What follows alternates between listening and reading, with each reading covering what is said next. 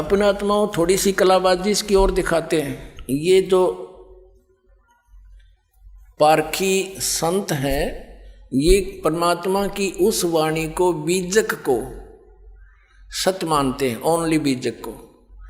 पुण्यात्माओं, जिसने हल्दी की गांठ ले ली और उससे पंसारी का बोर्ड लगा लिया, ये कोई वो एक हल्दी की गांठ से पंसारी नहीं बनता।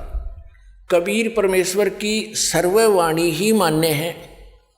कबीर पवित्र, कबीर सागर और कबीर साखियाँ, कबीर शब्दावली, कबीर दोहावली, कबीर साहिब की ये कबीर बीजक, ये सभी परमात्मा का दिया हुआ ज्ञान है। इसमें थोड़ी सी झलक दिखाते हैं आपको।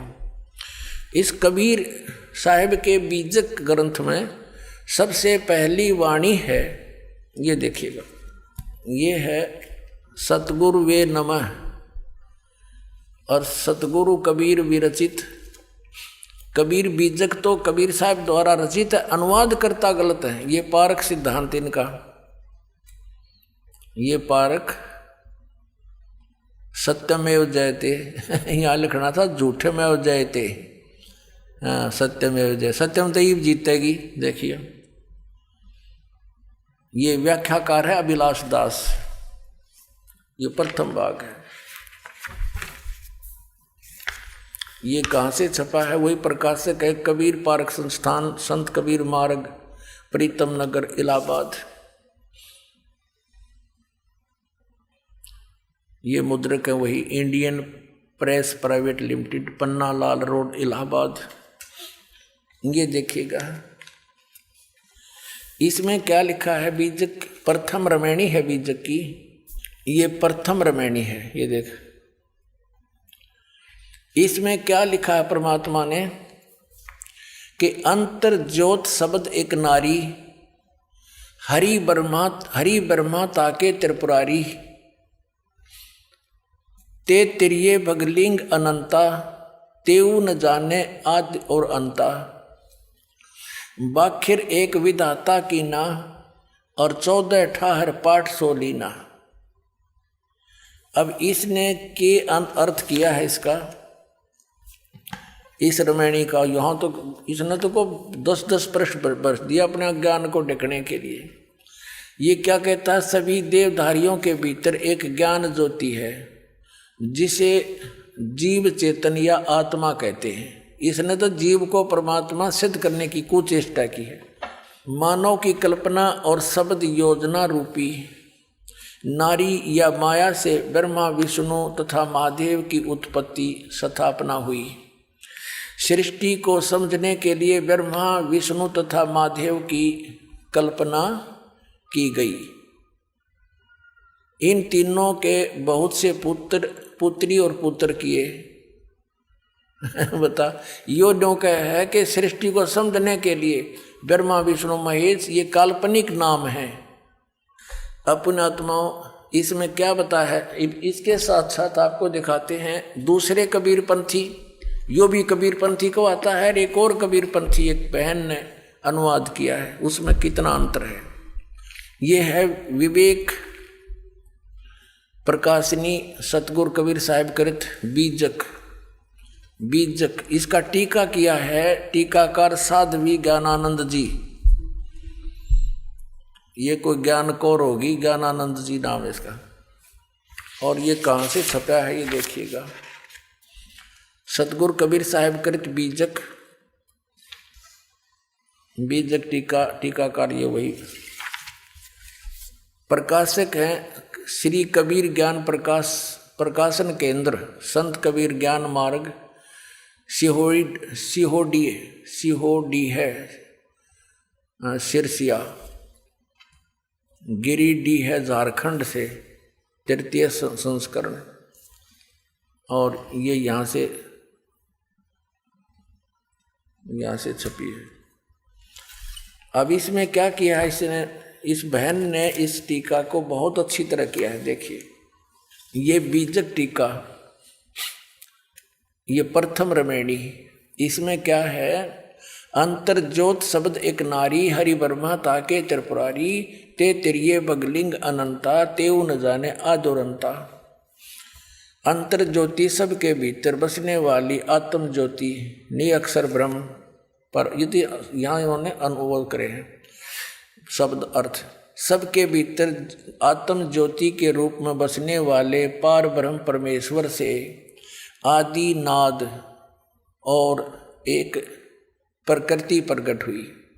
अनादि और प्रकृति के संयोग से सृष्टि के आधारभूत ब्रह्मा, विष्णु ब्रह्मा और शंकर सतगुण रजगुण तमगुण उत्पन्न हुए। तत्पश्चात प्रकृति आदि सहित इन त्रिदेवों तीनों गुणों से अनंत श्री क्षत्रिय पुरुष हुए, परंतु वे लोग भी अंतर ज्योति परमात्मा को आदि के आदि अंत को नहीं जान सके। अब वाखरी वाणी, ये इस वाखरी एक विधाता की ना 14 ठाहर पाठ सोलीना, हरिहर वर्मा महंतो नाऊ, तीन पुन तीन बसावल गाऊं। अब ये अपनात्माओं इस अभिलाष दास ने तो मिथ्या कर दिया कि ब्रह्मा विष्णु महेश ये काल्पनिक हैं। कबीर साहब की वाणी स्पष्ट करती है कि परमात्मा ने अंतर ज्योति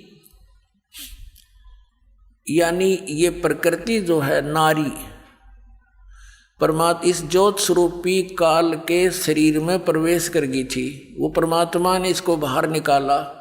उसके बाद फिर इन दोनों के संयोग से ज्योत स्वरूपी काल के और प्रकृति के संयोग से ये तीनों ब्रह्मा विष्णु महेश की उत्पत्ति हुई। तो पुण्यात्माओं ये और देखिएगा, आगे दिखाते हैं आपको इसने कैसी अटकलबाजी की है। देखना, ये तो अभिलाष दास की है टीका जो आपको दिखाने जा रहा हूं। ये 53 पृष्ठ पर ये प्रथम प्रकरण है। यहाँ देखना, इसमें एक शब्द है नीचे, यरमैणी प्रथम है। प्रथम आरंभ कौन को भऊ, दूसर प्रगट किन सोठऊ। प्रगटे ब्रह्मा विष्णु शिव शक्ति, प्रथम भक्ति कीन जीव उक्ति। प्रगटे पवन पानी, और ये सारा कुछ लिखा है। फिर क्या बताया है कि जीव शिव सब प्रगटे, वह ठाकुर सब दास, और कबीर और जाने नहीं एक राम नाम की आस। बता, ये कबीर साहब का वाणी बीजक में इस अभिलाष दास जी ने स्वयं प्रमाणित ले रखी है कि ये वाणी सच्ची है जो कबीर साहब ने की वाणी लिखी है। ये कबीर साहब की वाणी है। और इसने इसका अनुवाद कैसे किया हड़ंगा, देखो ये 54 पृष्ठ पर बीजक, इसने यहाँ अनुवाद किया कि जीव से ही शिव यानी ईश्वर देव आदि की कल्पना प्रकट हुई। ये काल्पनिक मानता है, पीछे से कल्पित पदार्थ ही स्वामी बन बैठे और कल्पना करता जीव उनके दास बन गया। कबीर साहब कहते हैं कि मैं और कुछ नहीं जानता, मुझे केवल उस आत्म स्वरूप की ही आशा भरोसा है जिसका राम नाम है। ये जीव को राम सिद्ध करने की कह रहा है, जिसका राम नाम है, और अर्थात मेरा निरंतर विश्राम आत्म स्वरूप में है। ये घुमा फिरा के कहना चाहे है कि जीव ही ब्रह्म है। और जबकि इस वाणी का प्रत्यक्ष अर्थ देखिएगा, ये वाणी जो 53 पृष्ठ पर है, या तो ये वाणी है, आगे उसका अपना अड़ंगा अनुवाद है। जीव शिव सब प्रगटे, वह ठाकुर सब दास। शिव माने परमात्मा, ये केवल शिव ये शंकर के लिए नहीं है। वेदों में शिव माने सर्वशक्तिमान, जो सबका कल्याण करने वाला। जीव और शिव सब प्रगटे, वह ठाकुर सब दास, यानी जीव तो उसके दास हैं, परमात्मा उनका मालिक है। कबीर और जाने नहीं, कबीर साहब कहते मैं और यानी तुम और मत जानो एक राम नाम की आस। कितना स्पष्ट है। अरे इस नडंगा के करा देख, इस दुनिया के नाश करने वाले ने, अज्ञान का भक्ति का नाश करने वाले ने, जीव से शिव यो ईश्वर देव आदि की कल्पना प्रकट हुई, कल्पना, और पीछे से कल्पित पदार्थ भी स्वामी बन बैठे और कल्पना करता जीव उनके दास बन गए। कबीर साहब कहते हैं कि मैं कुछ नहीं और कुछ नहीं जानता, केवल मुझे केवल उस आत्म स्वरूप की ही आस भरोसा है। बता, आत्म स्वरूप की खाक भरोसा है, गधा का गधा ने के भरोसा बता है तेरा गधे भैया। अब देखो इसका दूसरी, इस बहन जी ने कैसे टीका किया है, ये भी कबीर पंथी है, देखना। ये आपको दिखा दिया था, भी बार बार इनके प्रकाशक दिखा नहीं पाऊंगा ये बाकी। अब इसकी तीसरी रामायणी में ये है, ये इस लड़की, इस बहन के द्वारा अनुवाद है। ये तीसरी, ये चौथी रामायणी नीचे है, ऊपर तीसरी का लास्ट में है, जीव शिव सब प्रगटे वह ठाकुर सब दास, और कबीर और जाने नहीं एक राम नाम की आस। अब इस बहन ने कितना अच्छा अनुवाद किया है। इस तरह जीव और ईश्वर प्रकट हुए, ईश्वर स्वामी हुए और सभी जीव दास हुए। सतगुरु कबीर साहब कहते हैं कि मैं अन्य किसी को आराध्य नहीं मानता, प्रत्युत सर्वाधार सर्वाधिष्ठान सबको प्रकट करने वाले राम के भजन की ही आशा करता हूँ। ये बिल्कुल सही अनुवाद है।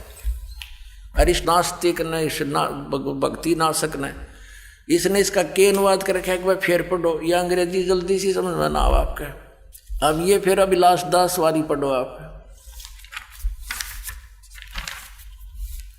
ये इसका प्रकाशक है ये, और इसके देखना, या तीसरी रामायणी, या प्रश्न नंबर 53 पर हमने पहले भी पढ़ी थी, एक बार फिर देख लो।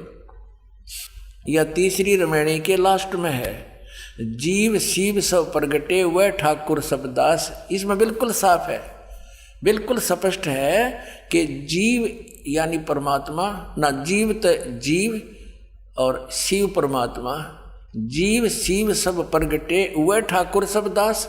वो एक सबका मालिक है, बाकी जीव उसके अधीन है, उसके दास है। फिर देखो, और कबीर साहब कहते हैं कबीर और जाने नहीं एक राम नाम की आस। और इसने के डंगा कराया से इस नास्तिक ने, ये देखो यहाँ लिखा है चम्मन पे, जीव से शिव ईश्वर, जीव से ईश्वर देवादि की कल्पना प्रकट हुई। ये उल्टा ठोक रहा है खुट्टे, क्योंकि जीव तो भगवान प्रकट होया। देख इसका अनुवाद, जीव से शिव देव आदि की कल्पना प्रकट हुई, यानी जीव तो ईश्वर होया पर उत्पन्न, और पीछे से कल्पना काल्पनिक पदार्थ स्वामी बन बैठे, काल्पनिक कर्ता जीव उनके दास बन बैठे, काल्पनिक कर्ता के जीव दास बन बैठे। कबीर साहब कहते हैं कि मैं और कुछ नहीं जानता, मुझे केवल उस आत्म स्वरूप का ही आशा भरोसा है, और जिसका नाम राम है, और मेरा निरंतर विश्राम स्वरूप राम में है, यानी अपने जीव राम में है, जीव राम की भक्ति करता हूँ मैं। ये कहना चाहे। बता इस खूटा ठोक का कितना है ठिकाना।